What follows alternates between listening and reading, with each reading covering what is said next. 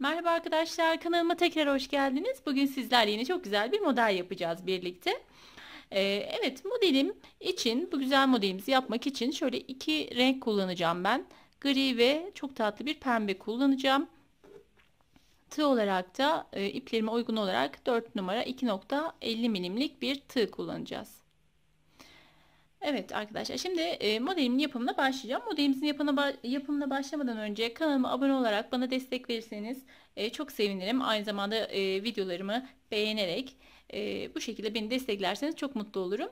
Ayrıca kanalıma abone olduktan sonra zil butonu üzerine tıklayıp oradan tüm seçeneğini seçerseniz yeni yüklediğim videolarımdan anında haberdar olabilirsiniz. Evet, şimdi şöyle iplerimi bir kenara çekiyorum. İlk sıramda gri ile başlayacağım. Ne yapmak istiyorsanız bu modelden bebek yeleği, bebek hırkası, battaniye yapabilirsiniz. Ne yapmak istiyorsanız yapacağınız şeyin büyüklüğüne göre zincirinizi çekerek başlayabilirsiniz. Çok sımsıkı çekmiyorum zincirimi. Şu şekilde serbest bir şekilde zincir çekiyorum.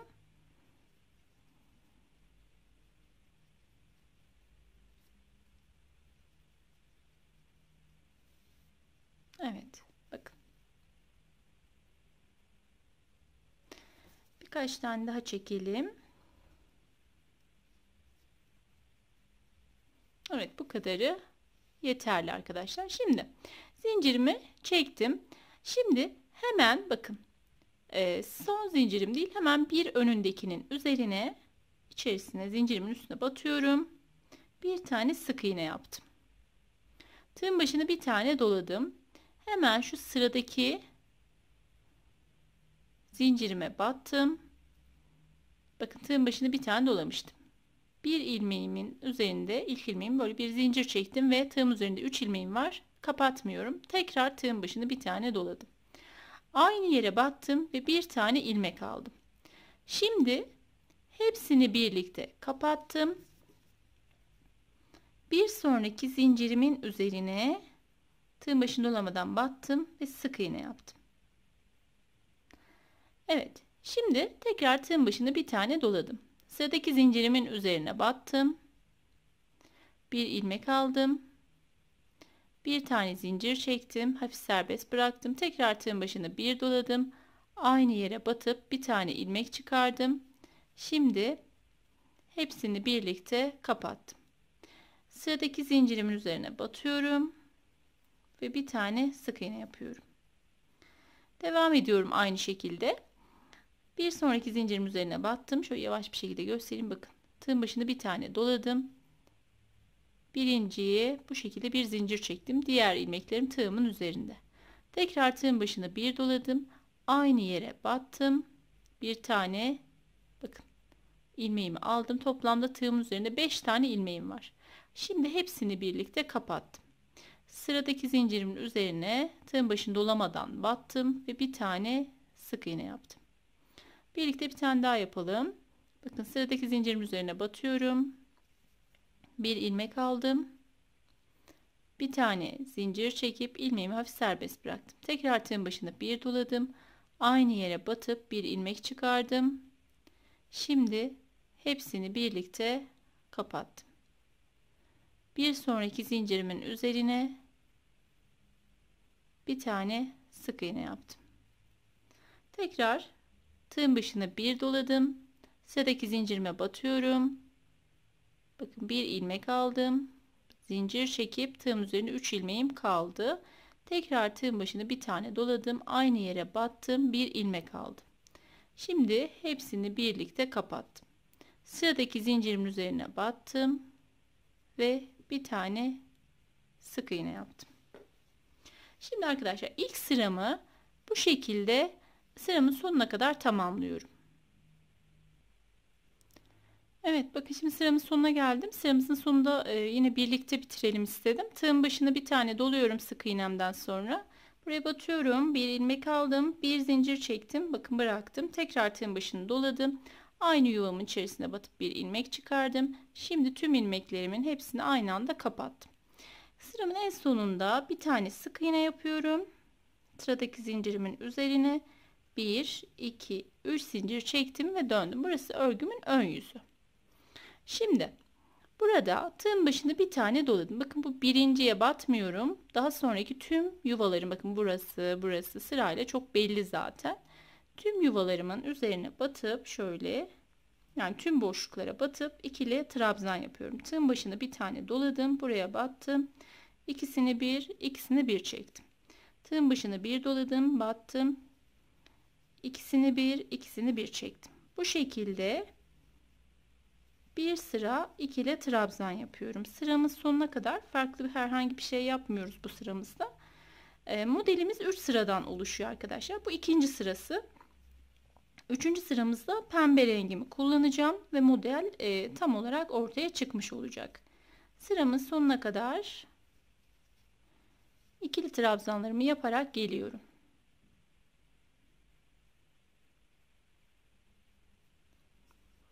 Evet, bakın şimdi sıramı tamamladım. Pardon arkadaşlar. Evet, şimdi sıramızı tamamladık. Hemen diğer rengimi alıyorum. Şimdi pembe ipimle bir tane zincir çektim. Şu örgümü aldım. Kaldığım yerden devam etmiyorum. Örgümün ön yüzünden. Burası örgümüzün ön yüzü oluyor. Şimdi buradan hemen şu ilk trabzan olarak, hani 3 zincirle yükseltmiştik, onun içerisine, tepesine batarak buraya ipimi sabitledim. Bir tane zincirimi çektim. Şimdi bir zincirimi çektim. Tığın başına bir tane doladım. Sıradaki trabzanım hemen şu tomurcuğumun üzerine denk geliyor. Şimdi şöyle yapıyorum. Bakın, tomurcuğun şuradan bu şekilde girdim. İkisini bir çektim. Arkada bir trabzan üzeri atladım. Dokunmuyorum ona. İkinci trabzanın üzerine bir tane sık iğne yaptım ve tığın başına bir tane doladım. Aralarda hiç zincir yok arkadaşlar. Şimdi yine bakın, hemen bunun üzerine gelen yere şuraya batıyorum. Çok belli zaten yeri. Bakın, buradan çıkarak, bu şekilde tığımı çıkararak buraya ikili bir trabzan yaptım. Şimdi arkada şöyle bir trabzan üzeri atlıyorum. İkinci trabzanın üzerine batacağım. Bakın. Yani mantığı şu arkadaşlar. Şöyle göstermek istiyorum daha net anlaşılması için. Bakın, buraya battık. Hemen bir sonrakine, yani bunun arkasına, arka hizasına gelen yere batmıyorum ve bir sonrakine batıyorum.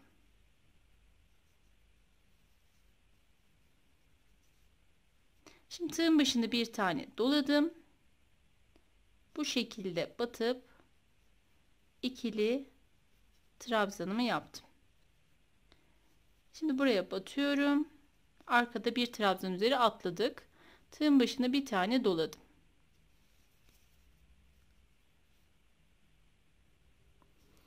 Evet, bakın, tığın başına bir tane doladım.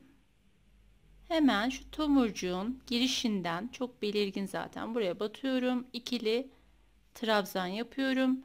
Hemen arkadaki trabzanımı atlayıp bir sonraki trabzanın üzerine bir tane sık iğne yaptım. Tığın başını bir doladım. Bir sonraki trabzanımın alt hizası. Bakın, zaten şu tomurcuğun uç kısmı, yeri çok belirgin duruyor. Bakın, buradan giriyoruz. Buradan bu şekilde tığımı çıkararak buraya ikili bir trabzan yaptım. Arkadan bir trabzan üzeri atladım. İkinci trabzanımın üzerine battım ve bir sık iğne yaptım. Aynı şekilde sıramın sonuna kadar devam ediyorum. İkili trabzan yaptım. Arkadan bir trabzana dokunmuyorum. Bir sonrakinin üzerine batıp bir sık iğne yaptım. Sonra tığın başına doladım ve şu şekilde girerek buraya ikili bir trabzan yaptım. Arkadan bir trabzan üzeri atladım. İkincinin tepesine batıp bir tane sık iğne yaptım. Eğer tüm sık iğnelere batarsanız artırma yapmış olursunuz arkadaşlar. O yüzden bu yapmış olduğum trabzanın hizasına gelen bu trabzana dokunmuyoruz. Hemen bir sonraki sıradaki trabzanımızın tepesine sık iğnemizi yapıyoruz. Modelimiz sıramızın sonuna kadar bu şekilde devam ediyor.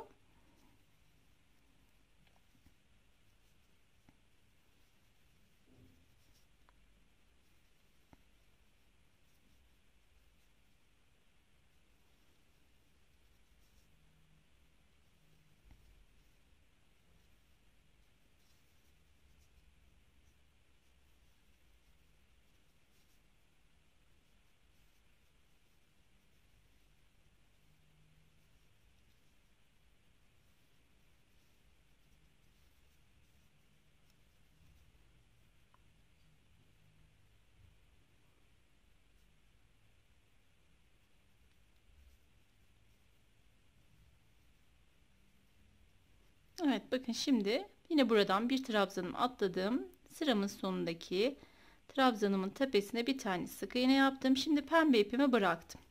Burada tekrar gri ipimi aldım. Bakın şurada ilmeğim duruyordu. Bunu pembenin içerisinden geçirerek tığımın üzerine almış oldum. Bir tane zincir çektim. Bakın modelimiz ortaya çıktı arkadaşlar, gördüğünüz gibi. Şimdi burada bir tane zincirimi çektim. Örgümün arka yüzünü çeviriyorum. Hemen buraya bir tane sık iğne yaptım ve tığın başına bir tane doladım. Bundan sonra artık tekrarlayarak devam ediyor. Bu pembe ipimi yürüterek diğer uca götürmem gerekiyor. Diğer tarafta kalması gerekiyor. Tığın başına bir doladım. Hemen ikinci yuvamın içerisine battım. Bir ilmeğime, bakın bir tane zincir çektim. Tığım üzerinde 3 ilmeğim var. Tekrar tığın başına bir doladım ve aynı yerden bir ilmek daha aldım. Şimdi hepsini birlikte kapattım. Bu şekilde çektim. Fakat kapatmıyorum. Hemen bir sonrakine bir tane sık iğne yaparak kapatmış oldum. Böylece tomurcuk kısmı ortaya çıkmış oldu.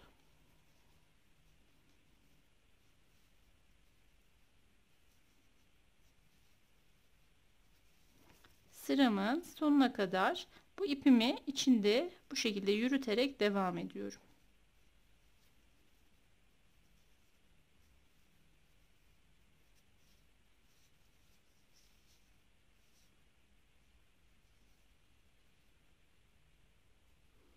Evet, şimdi sıramın sonuna geldim. Burada 3 tane zincir çektim. Örgümün tekrar ön yüzünü çevirdim. Tığın başına bir tane doladım. Şuradan birinci yuvama dokunmuyorum. İkinci yuvadan başlıyorum. Bakın buradan her bir yuvamın içerisine bir tane ikili trabzan yaparak sıramın sonuna kadar gidiyorum. Bu sırada farklı herhangi bir şey yapmıyoruz. Bakın yuva yerleri belli zaten. Her birine batıyorum. Bakın hem tomurcuğun üzerindekine batıyorum. Bir ikili trabzan. Hem de o aralarda yaptığım sık iğnem var. Onun üzerine batıp ikili bir trabzan yapıyorum. Sıramın sonuna kadar bu şekilde trabzan yaparak devam ediyorum. Evet, bakın şimdi trabzanlı kısmı sıramı tamamladım. Pembe ipim bu uçtaydı. Hemen şuradan batıyorum. Şöyle ilk trabzanımın, hani o üst zincirde yükselttiğim kısmın tepesine batıp ipimi bu şekilde bir üst sıraya çıkarmış oldum. Bir tane zincir çekip tığın başına bir doladım ve hemen buradan, bakın buradan giriyoruz. Tığımın ucunu buradan çıkarıyorum. Bu şekilde aldım ve ikili bir trabzan yaptım. Şimdi ikili trabzanımı yaptım. Arka hizasındaki trabzana dokunmuyorum. Hemen bir sonraki trabzanın tepesine bir sık iğne ile battım. Tekrar tığın başına bir doladım. Yine bu şekilde buradan girdim. İkili trabzan yaptım. Bir trabzan üzeri atlayıp sık iğne yaptım. Evet, bu sıramızda bu şekilde devam ediyor arkadaşlar. Renkli renkli yapabilirsiniz bu kısımlarını. Elinizde artık ipleriniz varsa, örneğin battaniye yapacaksanız ya da bebek yeleği, bebek hırkası nerede kullanacaksanız bu kısımlarını, mesela ben hep pembe kullanıyorum. Siz pembe yerine zeminle tamamına örneğin işte gri uygulayıp ya da beyaz uygulayıp üzerindeki renkleri uyumlu farklı renklerle yapabilirsiniz. Evet, birkaç renk kullanacak olursanız arkadaşlar, hani ben arkadan ipi yürütmüştüm. Tekrar bu uca getirmek için ipi yürütmenize gerek yok. Sıranın sonunda ipinizi oradan kırarak birçok renk kullanıp o şekilde yapabilirsiniz arkadaşlar. Evet, bir iki tane daha yapıp sizlere nasıl durduğunu göstereceğim. Aynı zamanda büyük bir parçanın üzerinde de sizlere şimdi hazırlayıp daha sonra nasıl durduğunu göstermek istiyorum. Evet, bakın hemen göstereyim. Bu şekilde ilerliyor arkadaşlar modelimiz. Hemen ben büyük bir parçanın üzerinde hazırlayıp sizlere nasıl duruyor göstermek istiyorum. Evet, bakın burada da kırmızı ve beyazla denedim. Kırmızıyla da gerçekten güzel durdu. Arka yüzünde göstereyim hemen modelim. Bakın burada zemininde kartop kullandım. Üstteki kullandığım renk yine Alize'nin koton ipi. Evet, arka kısımda bu şekilde, hiç kötü bir görünümü yok. Ön yüzü böyle. Böyle minik minik tomurcuk sanki. Ben birazcık mikrofona da benzettim. Sanki böyle mikrofon var. Bir sürü bir sürü gibi de duruyor. Bilmiyorum. Ama gerçekten farklı, değişik bir model oldu. Evet, umarım beğenmişsinizdir arkadaşlar. Beni dinlediğiniz için çok teşekkürler. Yeni bir videoda görüşmek üzere. Hoşça kalın, kendinize iyi bakın.